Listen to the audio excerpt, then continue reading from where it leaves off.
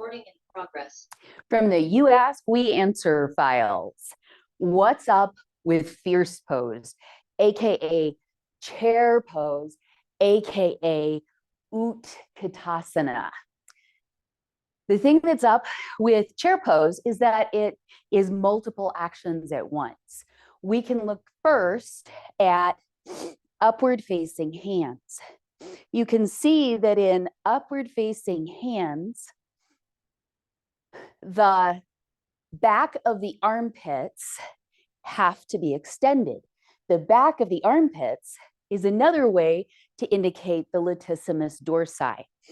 Your lats, latissimus dorsi, go all the way from your pelvis and then they attach up here in your upper arm. When our arms are down, they have slack. When our arms are up, they don't. Let's take a detour through breathing. Put your hands anywhere on your rib cage, maybe on the low ribs, maybe front and back, maybe just the front. Take a breath, focusing on the exhale first. Exhale a little bit more than you think you can, and then just relax. And feel the inhale come in like a gift. Let's do that another time or two. Exhale, maybe a little bit more than you think you can. And inhale, expand. Exhale, squeeze a little more out. And then inhale, allow the breath back in. What you felt or experienced is the shape change that is necessary for breath to occur. Now, you can breathe without much shape change. The shape change then happens mostly internally, but it's more difficult and it's a different breath. So with your arms down, exhale first. That's the key to a deep breath. Inhale and receive the inhale like a gift. Now, bring your arms out to the side. Exhale, exhale, exhale. Inhale, still probably close to what it was before. Now, for some people, the restriction on shape change, that stretching your back muscles, these latissimus dorsi muscles, starts somewhere at a Y. So try it. Exhale, exhale, exhale. Inhale. Now, start to bring your arms by your ears. Exhale, exhale, exhale. You'll notice that you're more likely to expand forward because the sideways and backwards expansion is limited by the stretch of your back muscles. So that's part of a classic chair pose. The other part is, of course, the part that we most often focus on. People will talk here about the burn or about your quads or your hamstrings. The truth is that your quads and hamstrings and your glutes are all part of this. All standing poses are intended to strengthen your legs and, very importantly, your leg to core connection.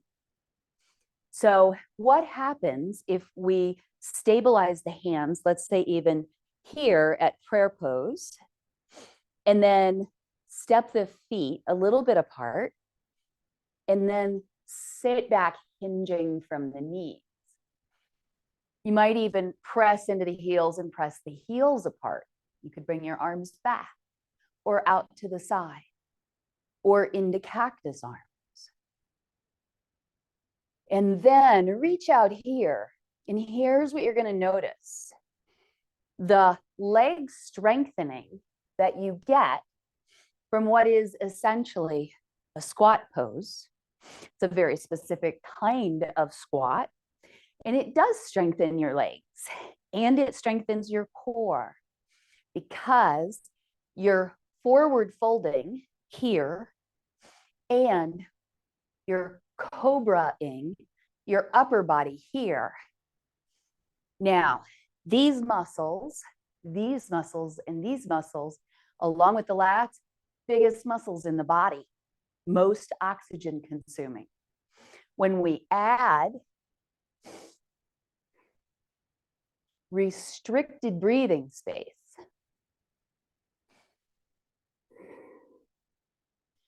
to the oxygen demands of those muscles that are working, hence strengthening, it becomes a more difficult intermediate or complex pose. So the question was, what's up with fierce pose? What's it for was the first part of the question, and that depends on you. For you, fierce pose at any given time could be about leg strengthening, in which case you may want to step a little wider, keep the knees over the ankles, and sit down as low as you can.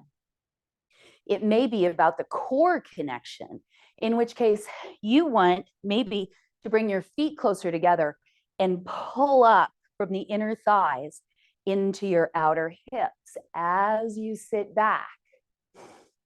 And for this, you may want to bring the arms back or out to the side. And really focus on exhaling and lifting the diaphragm or squeezing the ribs, low ribs back together. You may be working on your ability to extend the arms upward. If you are, you may want to start in upward facing hands, and then with either a narrow or a wider stance. Sit down and pay attention to your breath. Coming up, as soon as the breath becomes at all labored, and you can start in cactus. In cactus, you want to bring the wrists back, not the hands, the wrists. So externally rotating the upper arms. And then practice engaging those upper back muscles together with the legs, together with the core. Finally, adding on the extension.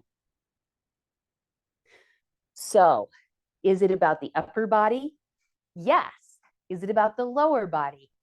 Yes. It's about how they interact with the breath, which is honestly what all of yoga is about. It gives us so much to focus our mind on.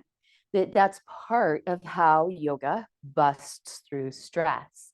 This is also part of why when your teacher says, yogi's choice, do what feels right to you, take that very seriously and approach it with an investigated, curious mind. So if your teacher has you enter in this fashion and being here just feels stuck and icky, try broadening the arms or even bringing them back. Try focusing on the lower body and the breath first while doing something intentional and expressive with your arms. I hope that this has been helpful. I call it fierce pose because it definitely brings up a fierce part of our personalities when we're trying to understand it and practice it regularly. What's your experience with fierce pose? And do you have any what's up with questions? Drop them below and we will answer them in our next What's Up with That yoga segment. Thanks for being part of Badlands.